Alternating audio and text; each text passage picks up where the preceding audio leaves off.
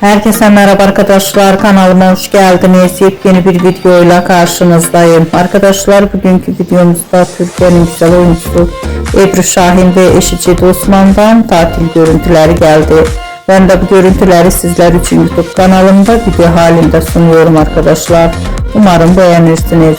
Videomu beğendiyseniz kanalımı izlemeyi ve bildirim butonuna basmayı unutmayın. Şimdilik benden bu kadar olsun. Yeni videomuzda görüşmek üzere. Hoşça kalın.